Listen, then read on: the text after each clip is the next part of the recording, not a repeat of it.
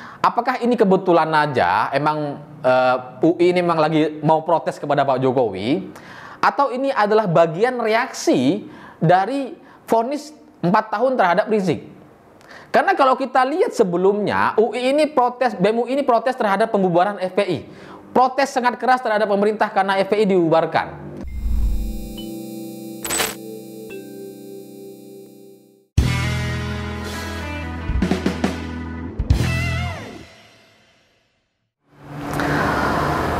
Selamat malam para mantan, selamat malam untuk semua janji yang pernah kita ucapkan.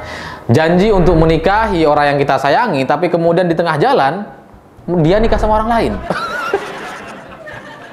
Ada banyak kejadian kayak gitu ya. Nah, bagi sebagian orang beranggapan dan meyakini bahwa antara janji dan realisasi itu adalah dua titik yang berdekatan. Seolah-olah kalau kita menjanjikan A hari ini, besok sudah bisa A. Padahal antara janji dan realisasi itu ada proses yang cukup panjang, ada jalan tengah yang begitu panjang. Itu disebut sebagai upaya, usaha atau ikhtiar. Dan ikhtiar masing-masing orang itu berbeda-beda durasinya gitu. Ada orang bisa merealisasikan janjinya dalam 1 bulan, 1 tahun, 2 tahun, tergantung kapasitas atau kemampuan masing-masing orang, tergantung janji yang disampaikan besarannya seperti apa. Kalau besaran janjinya cuma makan bakso, besok udah bisa gitu karena bakso murah. Tapi kalau janjinya untuk beli rumah, beli mobil, itu jelas ada proses yang harus kita lalui dan harus sabar menanti gitu. Nggak bisa langsung besok harus beli gitu. Ya kecuali konglomerat gitu ya. Nah, BEM UI ketika memprotes Pak Jokowi dengan King of Lip Service dengan meme yang begitu lucu begitu, saya ketawa gitu. Karena jadi teringat dengan masa-masa kecil dulu atau yang dialami oleh banyak orang ketika masa kecilnya ketika masih SD gitu. Anak SD itu kalau lagi minta itu maunya hari ini ya harus dipenuhi hari ini. Gak mau nunggu-nunggu lagi, gak mau peduli dengan proses atau kenyataan yang harus dialami.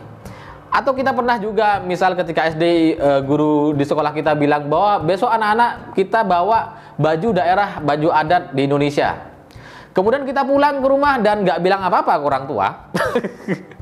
Kita main, kita enaknya sendiri gitu, melakukan aktivitas yang kita sukai. Tapi kemudian setelah mau tidur, kita baru ingat, oh iya, Bu, besok disuruh bawa baju adat.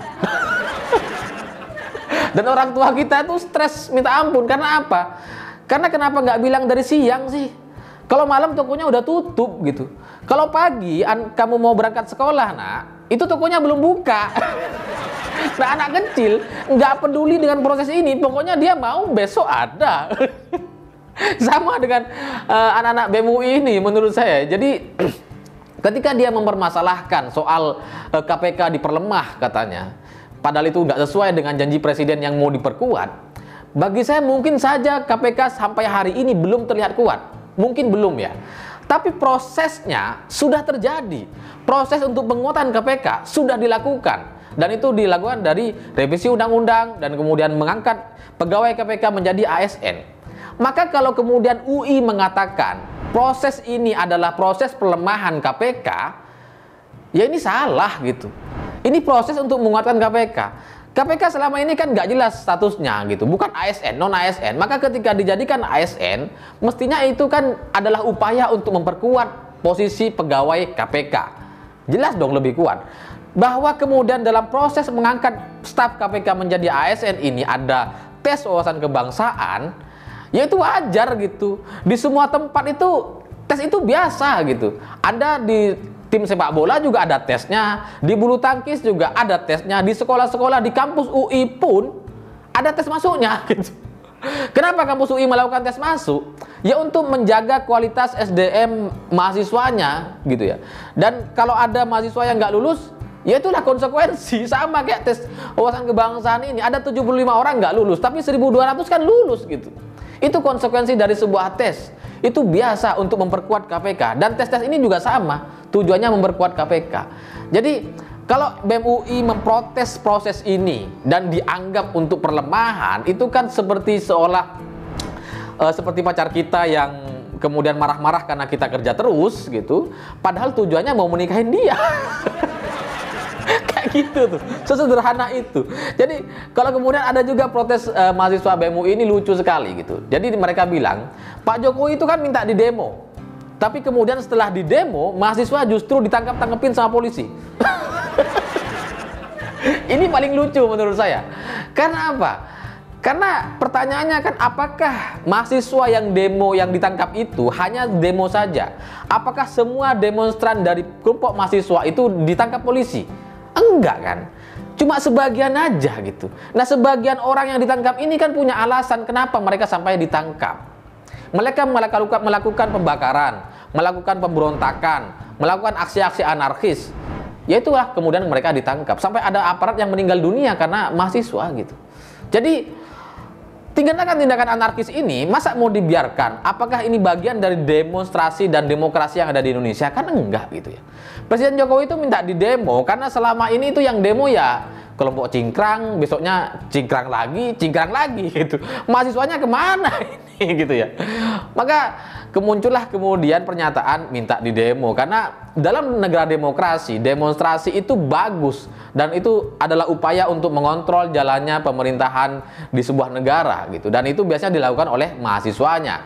Jadi kalau kemudian hari ini BEM UI mempermasalahkan penangkapan terhadap mahasiswa yang demo itu kan sama kayak kita apa ya, misalkan kita ke masjid gitu mau sholat gitu ya, itu benar sholatnya. Sholat ya bener dong, masa sholat mau disalahkan? Ini sama kayak demonya bener gitu. Tapi kalau pulangnya bawa kotak amal, jadi sholatnya bener, bawa kotak amalnya yang salah gitu. Nah sama, demonya bener, tapi kalau sampai membakar, sampai anarkis, itu yang salah, dan kemudian itulah alasan kemudian mereka ditangkap oleh polisi. Nah, kalau kalian memprotes ini, bagi saya ya jelas gak masuk akal, dan itu cuma apa ya, nggak bisa berpikir, nggak bisa melihat ini secara detail dan menganalisis secara benar. Cuma baca judulnya aja gitu. Itu sama seperti protes selanjutnya ketika mereka bilang, BEM UI ini bilang bahwa Jokowi meminta bahwa semua masyarakat yang protes terhadap yang tidak setuju dengan Omnibus Law silahkan menempuh jalur hukum. Tapi kemudian muncul berita lain bahwa Jokowi meminta MK untuk menolak gugatan soal Omnibus Law. Ini masuk dalam bagian yang diprotes oleh BEM UI. Ini lucu karena apa? Karena mereka cuma baca judulnya gitu. Judulnya tuh beda. Pak Jokowi memang meminta yang tidak setuju itu untuk proses ke hukum. Itu benar dicapai oleh Presiden. Tapi ketika berita Jokowi ingin meminta MK menolak gugatan Omnibus Law, itu yang bilang bukan Pak Jokowi sendiri. Sehingga kalau disatukan ini nggak apple to apple gitu. Anda bisa cek berita yang mengatakan bahwa Jokowi meminta MK menolak gugatan Omnibus Law itu sebenarnya adalah berita soal Airlangga Hartarto, menteri dan mewakili pemerintah, mewakili Presiden Jokowi. Dia menolak gugatan Omnibus Law ya karena memang itu adalah bagian dan konsekuensi dari berproses di pengadilan gitu. Ada yang mengajukan, ada yang menolak, biasa gitu. Masa harus setuju semua gitu. Itu prosedural dan itu biasa aja. Ini tapi kan BEM UI ini dalam meme yang dia sebarkan seolah-olah presiden mengintervensi, seolah-olah presiden meminta langsung kepada MK untuk menolak gugatan Omnibus Law. Itu yang salah.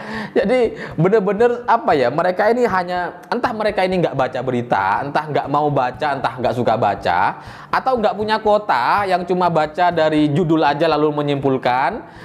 Saya nggak pernah tahu, dan ini patut ditanyakan kepada mereka. Itu sebenarnya sih gimana sih sampai terjadi pembuatan protes yang lucu kayak gini gitu. Lucu banget soalnya gitu. Dan kalau kalian kemudian dipanggil oleh rektorat itu untuk diklarifikasi, yaitu masalah kalian sendiri, itu nggak ada hubungan sama pemerintah gitu. Kalau saya sebagai rektorat ngelihat kritik kalian mahasiswa UI ya ke salah satu kampus terbaik di Indonesia, kritikannya cuma meme yang lucu dan kemudian protes yang salah-salah, itu jelas memalukan UI. Masuk UI itu susah banget loh, susah banget. Terus kemudian mahasiswanya cuma kayak gini. Kasihan gitu, kasihan teman-teman yang lain gitu. Kalian ini kan mewakili mahasiswa UI semuanya gitu ya, dan malu-maluin kalian itu. Maka wajar kemudian kalau dipanggil oleh rektorat untuk diklarifikasi. Kalau soal ada anggapan, ada berita bahwa sekarang BEM UI itu diretas akunnya, coba dihack. Saya mau bilang seperti ini. Sistem sosial media itu dibangun dengan serius, dengan sangat serius, dengan catatan agar sebuah sistem ini sebisa mungkin tidak bisa dihack atau diambil alih oleh orang lain. Itu ya sebagai catatan. Nah, saya juga punya sistem, punya siwo.com, saya paham dengan sistem keamanan yang ada di website begitu dan sosial media. Jadi, kalau alasan hanya gara-gara kritik, kemudian kalian merasa diteror, merasa akunnya dihack, merasa mau diretas dan seterusnya, bagi saya itu ya lebay aja gitu. Kalau pemerintah mau menutup atau punya kekuatan untuk mengakses dan meretas akun-akun yang bikin masalah di Indonesia, mestinya ya akun-akun HTI dulu, Felix Xiao dulu, akun FPI dulu, Rizik dulu. Pastinya itu yang dulu lebih didahulukan daripada kalian, karena kalian kayak apa? Cuma mahasiswa gitu. Dan pengaruh kalian kan nggak seberapa besar sih gitu, nggak sebesar Rizik dan nggak sebesar Felix Xiao sebenarnya kan gitu ya. Jadi ya sudahlah, pertasan dan hack itu tidak semudah itu, dan kalaupun itu terjadi pasti karena kelalaian penggunanya, sekali lagi karena kelalaian penggunanya. Nah, kalau dari cara berpikir kalian seperti ini, saya jadi teringat dengan meme yang kalian bikin itu gitu. King of Lip Service. Itu lucu gitu. Saya nggak mau protes, biarin aja Kak. Ini lucu untuk menunjukkan betapa kalian itu memang nggak bisa bikin meme. Itu saya jadi teringat dengan banner atau meme mahasiswa baru, sambutan terhadap mahasiswa baru. Ada fotonya gitu ya, ada gambar. Bagi saya, gambar ini lucu banget. Karena mbak-mbak yang di tengah itu ukurannya lebih besar dari yang lain. Ya memang ada banner, mungkin ada meme pesepak bola gitu ya, ada yang lebih besar dari yang lain. Tapi kan ukurannya itu sistematis gitu. Kalau besar banget, kalau kecil di bawah tuh kecil banget gitu. Terukur. Nah kalau ini nggak besar, nggak kecil, tapi beda. Ini lucu. Dan kemudian saya juga bertanya, kenapa tulisan jalur itu harus kuning sih? Kenapa apa yang membuat dia harus kuning gitu? Dan kemudian fontnya kenapa harus kayak gini banget? Jelek banget. Nggak bisa milih font. Kemudian tulisan UI ACID di bawah itu beda sendiri. Di posisi yang lain itu kan kecil-kecil, terus kemudian dia nggak kecil, nggak besar gitu, beda sendiri. Ini kualitas yang sangat-sangat buruk bagi saya gitu, karena saya ini lulusan pesantren tahun 2007, saya udah nggak jadi santri, 2007 lulus begitu. Dan saya juga ada di pesantren itu ada kayak gini, banner atau meme ucapan selamat menyambut santriwati baru gitu. Setiap tahun ada. Dan lebih bagus dari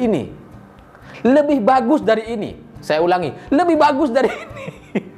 Maka kalau kualitas UI yang kampus terbesar di Indonesia, salah satu kampus terbesar terbaik di Indonesia, kualitasnya cuma kayak gini, ya kan kasihan ya. Kasihan gitu. Ngapain kalian di kampus, mending nyantri di pesantren saya. Saya juga baca pembelaan kepada BEM UI yang namanya siapa tuh, Putra lah, Leonardo siapa gitu, lupa saya, tapi ini Putra gitu ya, yang sekarang yang dia jadi BEM UI sekarang. Jadi ada pembelaan bahwa si Putra ini itu IPK-nya 3,5. Bagi saya ini lucu gitu. Anda ini mau sombong ke presiden dan mempertanyakan IPK presiden dulu berapa ya? Ini lucu. Karena apa? Presiden itu, Pak Jokowi itu sudah pernah 2 kali jadi wali kota, pernah jadi gubernur DKI, dan jadi presiden Indonesia. Di Indonesia, karir tertinggi di Indonesia ya presiden. Udah mentok tuh. Nggak ada presiden nggak ada. Udah mentok di presiden gitu ya. Nah, kalian kalau mempertanyakan IPK Pak Jokowi dan kemudian membanggakan yang 3,5, saya ingin bilang seperti ini. Di dunia nyata, IPK itu omong kosong.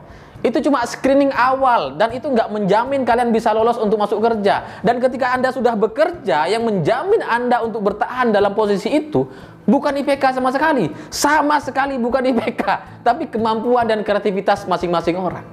Saya ingin ingatkan itu. Jadi Anda sombong kepada orang yang salah gitu. Sombong kok ke Pak Jokowi. Lucu ini, pembelaan-pembelaan yang lucu. Tapi begini, pada akhirnya saya ingin bilang bahwa kritik dari meme yang lucu oleh BEM UI ini memang itu adalah bagian demokrasi, bagian dari demokrasi. Itu biasa. Dan saya nggak mau protes soal itu. Saya hanya mengkritik caranya kok lucu sekali dan salah-salah kritikannya. Tapi sebagian orang juga ada yang beranggapan dan melihat ini dari sisi kearifan lokal dan budaya sopan santun di Indonesia. Karena Pak Jokowi bagaimanapun jelek-jelek gitu, Pak Jokowi itu presiden Indonesia yang berpengaruh di Indonesia, yang sudah melakukan banyak hal untuk negeri ini, yang sudah bekerja keras siang dan malam. Maka ketika Anda protes dan mempermalukan seperti itu jelas nggak sesuai dengan level status Anda sebagai mahasiswa. Sebenarnya meme yang lebih buruk dari ini banyak banget. Dan kita biasa aja gitu. Karena apa? Karena mungkin itu dilakukan oleh orang-orang yang tidak berpendidikan, bukan mahasiswa, nggak pernah sekolah. Ya biarin aja gitu, sesuai dengan mereka. Tapi ketika BEM UI resmi, organisasi kemahasiswaan bikin meme yang kayak gitu, ya wajar kalau kemudian ini diprotes dan dipertanyakan oleh banyak orang. Karena harus Anda akui, harus kita sadari bahwa mayoritas masyarakat Indonesia adalah pemilih Presiden Jokowi. 70% lebih masyarakat Indonesia puas dengan kinerja Presiden Jokowi. Ketika Anda mempermalukan seseorang yang sudah bekerja keras, yang sudah berjasa untuk negeri ini, itu wajar kalau kemudian Anda diserang dan diprotes gitu ya. Karena nggak sesuai dengan level Anda sebagai status sebagai mahasiswa. Lalu terakhir saya ingin juga mengungkap bahwa dan bertanya-tanya sebenarnya selama ini, selama beberapa hari ini, apakah ini kebetulan aja emang UI ini memang lagi mau protes kepada Pak Jokowi, atau ini adalah bagian reaksi dari vonis 4 tahun terhadap Rizik? Karena kalau kita lihat sebelumnya, BEM UI ini protes terhadap pembubaran FPI, protes sangat keras terhadap pemerintah karena FPI dibubarkan. Maka saya wajar kalau saya bertanya apakah ini adalah reaksi karena Rizik divonis 4 tahun penjara dan kalian merasa kecewa dengan itu dan kemudian menyerang pemerintah lewat momentum ini. Karena udah nggak ada FPI gitu ya. Karena Rizik udah dipenjara dan kalian udah nggak punya pegangan di situ. Jadi kemudian sekarang kalian protes terhadap pemerintah lewat isu-isu yang sebenarnya sudah basi dan salah sama sekali gitu. Saya nggak tahu deh BEM UI itu di dalamnya seperti apa. Tapi kalau kita ngelihat track recordnya itu benar-benar mengkhawatirkan. Dulu pernah ada Zadid Taqwa, namanya BEM UI juga. Dia bikin kasih kartu kuning kepada presiden. Dan kemudian presiden dia protes karena di Papua itu ada kelaparan, busung lapar dan kesejahteraan dan seterusnya. Tapi kemudian presiden bilang, ya sudah BEM UI kita berangkatkan ke Papua. Tapi si Zadid Taqwa, si pemberi kartu kuning ini nggak ikut. Takut dia, cuma beraninya protes gitu. Lalu kemudian ada Riko Marbun yang kemudian bikin survei median dan jadi kader caleg PKS. Kemudian sekarang ada si Putra ini dan bikin protes yang saya curigai itu karena ya Rizik udah divonis 4 tahun dan kemudian ini adalah reaksi dari mereka, dari BEM UI yang mungkin mengidolakan Rizik yang dikit-dikit takbir begitu ya. Saya nggak pernah tahu, silahkan diklarifikasi gitu. Karena kalaupun ini kebetulan, benar-benar kebetulan yang sangat-sangat luar biasa. Sangat luar biasa. Tidak ada momentum apapun, tidak ada isu apapun, tapi kemudian kalian protes soal isu-isu yang udah lama gitu. Kritik terhadap pemerintah itu banyak masalahnya, ada banyak isu.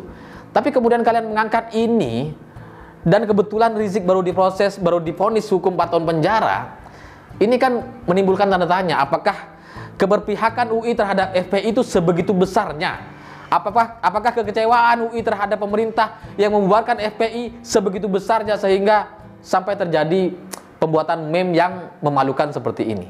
Ya saya nggak pernah tahu, silahkan itu diklarifikasi. Nah, tapi terakhir saya ingin bilang seperti ini. Ya terima kasih kepada UI karena sekarang UI bersuara. Karena selama ini kita capek lah ngurusin kelompok-kelompok sebelah yang cingkrang, yang kelompok HTI, FPI, yang dikit-dikit takbir, dikit-dikit bicara surga dan neraka gitu ya. Capek kita dengan itu. Jadi kalau sekarang UI mau protes, mau melakukan kritik, saya dukung agar ini dilakukan secara terus-menerus dan secara serius ke depan gitu. Untuk mengontrol pemerintah Indonesia, untuk mengontrol Presiden Jokowi. Jangan berhenti sampai di sini, jangan stop sampai di sini. Teruskan kritikan-kritikan kalian dengan lebih cerdas, dengan lebih benar untuk perbaikan bangsa dan negara Indonesia. Saya pikir itu. Terima kasih sudah menonton. Jangan lupa subscribe, like, dan komen. Begitulah kura-kura.